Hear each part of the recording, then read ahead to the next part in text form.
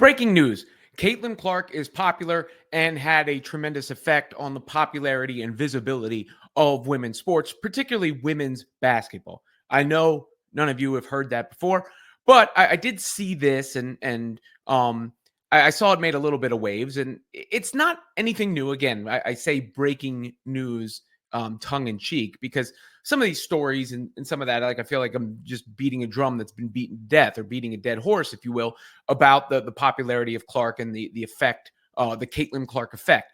But when you see it put into a nice little handy emoji driven graph, as was done by Sportico here, it does stand out because I've often said, and if you've ever listened to me on Sports Talk Radio, one of my stock lines is the NFL is the single most popular thing in this country.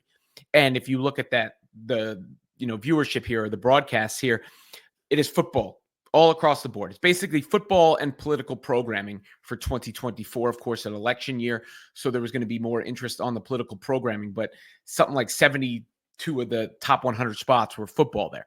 But if you see the non-football, it's all political programming, the Academy Awards, and then otherwise when it comes to sports, the thing that stands alone is women's basketball at 76, 18-something million viewers.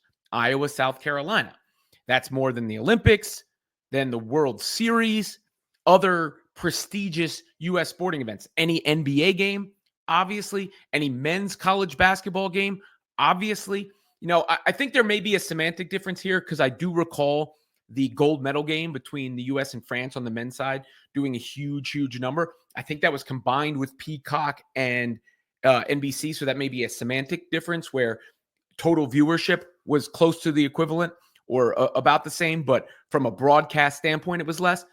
Regardless, the point stands, right? When you look at that, and I've made this point over and over, but it is staggering. It is, if you go to past me, if I was in a hot tub time machine and I went back to the past and you told me that the women's Final Four would outdo the men's, I would have told you were nuts. That if you had told me a women's college basketball game would do bigger numbers than the NBA Finals, I would have told you that you were nuts. If you had told me that a women's college basketball game would do bigger numbers in the World Series, I would have told you that you were nuts. Hell, it almost got the damn Oscars. And, this is because people followed Iowa the year before, and the Angel Reese lost and LSU lost.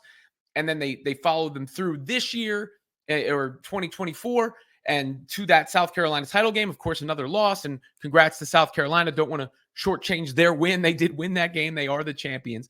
And they played a part in that, as did the other teams that were part of that journey, whether it was South Carolina losing to Iowa the year before, LSU beating Iowa the year before, Connecticut losing to Iowa in the Final Four. All those teams played a role in that journey. And of course, that effect carried over into the WNBA and the explosive coverage that we've seen there. But it does kind of put into context how big a phenomenon that was, that Iowa-South Carolina game. I remember watching it in the parking lot from WrestleMania.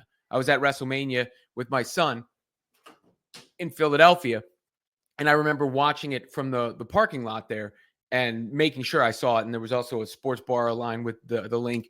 But regardless, that is the impact, the power, the visibility, the profile that game raised. And we'd be naive not to give the majority of the credit of that to Caitlin Clark. But it does put it into context, even if the context was already really known by everyone.